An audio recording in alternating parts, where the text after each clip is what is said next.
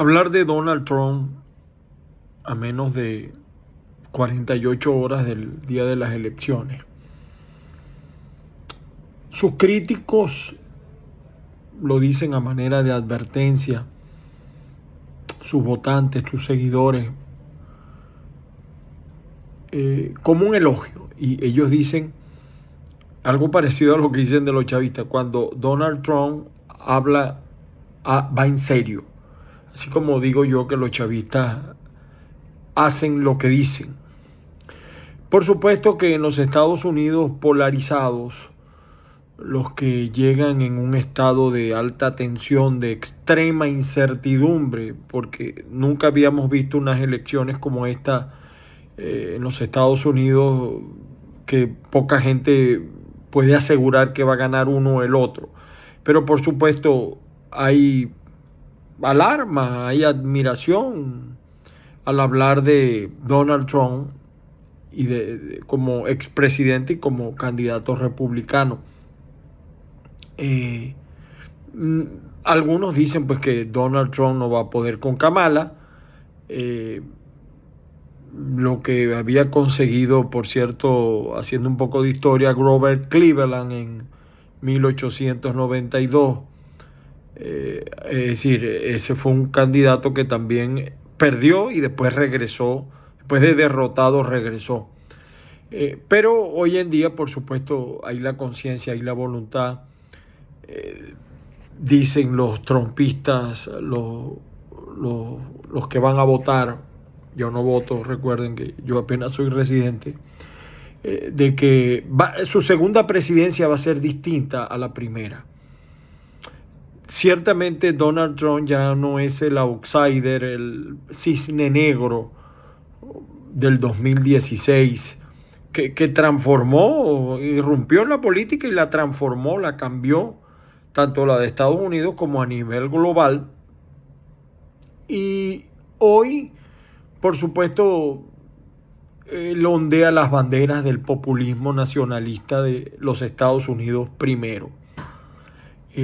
Y está apoyado por figuras como Elon Musk o su candidato a la vicepresidenta, el señor Vance. Sin embargo, el retrato apocalíptico de un país que para muchos está en declive, pero hoy Donald Trump tiene un discurso mucho más duro, mucho más exaltado, a veces insulta, se ve xenofóbico, teorías de la conspiración, apunta hacia la inmigración, hacia los demócratas como raíz de todos los males en una nación que él, y es su promesa y eslogan de su movimiento, lo puede hacer grande de nuevo, y lo dice en inglés en todas sus propagandas. Y quizás se apoya pues en un estatus icónico, casi de idolatría, de mesianismo como no habíamos visto nunca antes, veneración, que por supuesto disfrutan las bases. Y bueno, y de hecho ha tenido 2 intentos de asesinato, imagínense, eso le da más endiosamiento a su figura. Pero también tenemos que decir que ya Donald Trump no es el líder que navega entre las corrientes. Hoy domina y tiene bajo control el Partido Republicano, sus órganos, su agenda, pero algunos republicanos no lo siguen y no están haciendo campaña por él. No es tampoco un neófito, como algunos señalan, que buscó rodearse en la Casa Blanca con algunos que no sabían para qué fueron puestos allí. Y es un hombre que sus instintos, sus objetivos lo han llevado a retar normas democráticas y hasta la misma Constitución y sus límites. En Estados Unidos se usa mucho el sistema de enmiendas y no se ha reformado la Constitución, vamos a decir en estricto sensu. Aquellos pues que fueron altos cargos de Donald Trump, que ahora lo llaman fascista hasta la médula, a un político como Donald Trump, que ha enfrentado duras batallas, tiene 2 juicios políticos, es el primer expresidente imputado de manera penal y ya convicto en Nueva York por el caso de los pagos a esta mujer Stormy Daniels. El mandatario pues que lo niega y sigue negándose. Él no acepta la derrota que sufrió en el 2020 y se siguen moviendo los fantasmas del fraude alrededor del Capitolio, pero que en un potencial segundo mandato no se espera que nada similar o nadie parecido a lo que tuvo él forme parte de su segundo gobierno. Él señala, conozco el juego mejor, y ciertamente que lo conoce, y ahora mucho más con la experiencia que tiene. Esto lo dijo, por cierto, en un club en Detroit, en un formato distinto al de los tradicionales mítines, cada vez más excesivos, que tuvo prácticamente, algunos dicen, 6 horas de insultos, racismo, xenofobia, que también se vivieron, según muchos, el pasado 27 de octubre en el Madison Square Garden, en un evento que él definió como un festival del amor, parecido como él definió también el asalto al Capitolio. Ahora, Donald Trump dice que ese conocimiento que tiene lo va a poner al servicio de una agenda que ya ha delineado en público y en la que ocupa un lugar destacado el tema de la inmigración, con la suspensión de la concesión de refugio, otro veto musulmán y sobre todo la deportación masiva. Se trataría pues de una operación sin precedentes para la que Donald Trump plantea la construcción de centros de detención y el uso de fuerzas militares, que también se plantea usar en México para luchar contra los traficantes en la frontera o en las ciudades gobernadas fundamentalmente por los demócratas. En su agenda también, por supuesto, y digamos que en los estados que son tradicionalmente republicanos eso ha pegado mucho, en su agenda entran igualmente medidas económicas que incluyen prolongar y ampliar los recortes fiscales, de los que vienen del 2017, que expiran, por cierto, el año que viene, más el impulso de una desregulación y un potencial imposición de un arancel básico a las importaciones, sobre todo en el caso de China, con una combinación de planes que hace temer no solo que para algunos economistas que se dispare la inflación, sino que se abra una guerra comercial que sería fatal. Hay una agenda conservadora y el Congreso. Si su victoria llegara acompañada también de los republicanos en el Congreso, donde tienen opciones de recuperar el Senado y de mantener la Cámara de Representantes por lo menos hasta el 2026, podría tener, por supuesto, una carta blanca para muchas medidas, para el nombramiento de jueces, para implementar una agenda conservadora, que no solo él se ha atrevido a deletrear en el polémico Project 2025 en el 2025, que lo dirige también la Fundación Heritage, del que Trump ha intentado pues distanciarse. American First es un grupo creado, por cierto, en 2020 con más discreción, lejos de los focos, ha conseguido meterse en la maquinaria política de Donald Trump, incluyendo su equipo de transición.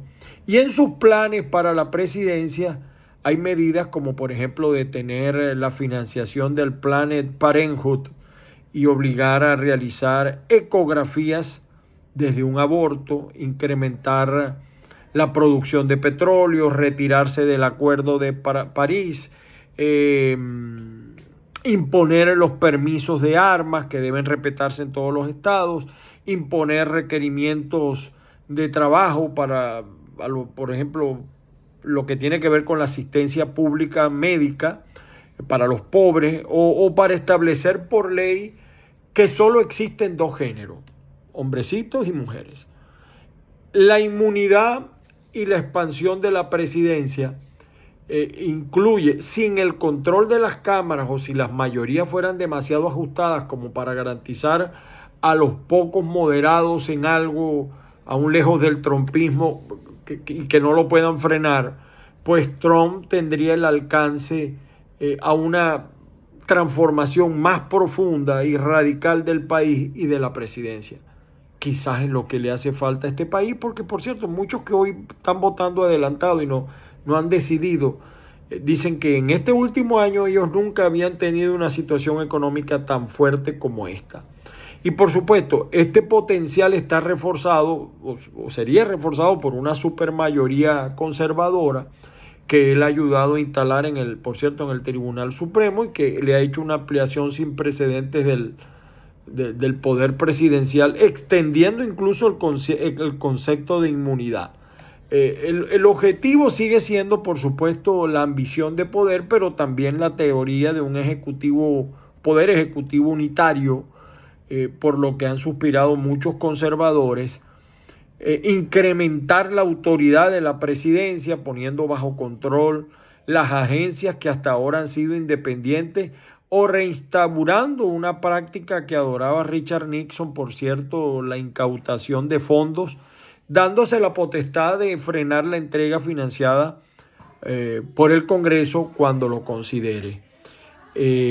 Son otras dos metas, pues no obstante, que señalan un camino hacia lo que los críticos vaticinan como así lo definen en el caso de Donald Trump, una presidencia imperial o directamente autoritaria. Repito, los estadounidenses a lo mejor están pensando que eso es necesario. Donald Trump y sus aliados tienen todo preparado para cometer un plan que ya intentó sin éxito al final de su primer mandato: eliminar las protecciones que tienen miles de funcionarios para poder despedirlos y colocar aliados leales.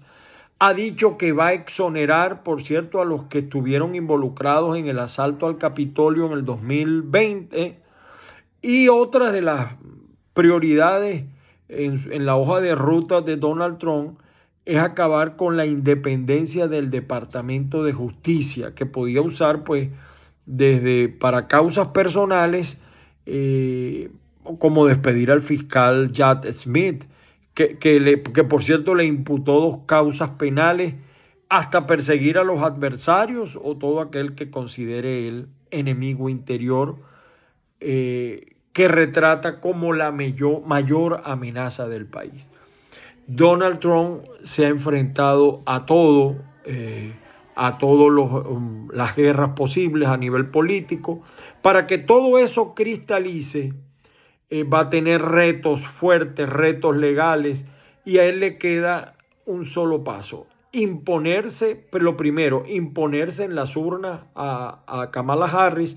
Si no lo consigue, sus propias palabras y acciones, estaríamos, si aceptará una derrota, pudiera haber allí temor de que no acepte la derrota.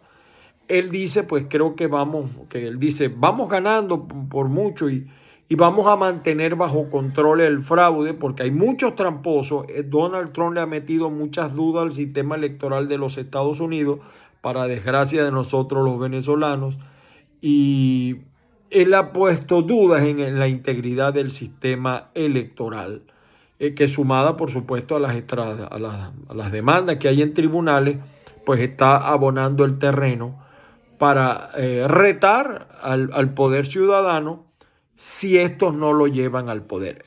Por supuesto, esto más como una especulación que como otra cosa. Todas las cosas que ha dicho Trump, muchas no son ciertas, pero la gente las cree igualita o las quiere creer. Nos estamos enfrentando de verdad a una elección que va a ser muy polémica. Nosotros vamos a tratar de estar todo el día conectados para estar informando de lo que se dice aquí en los Estados Unidos.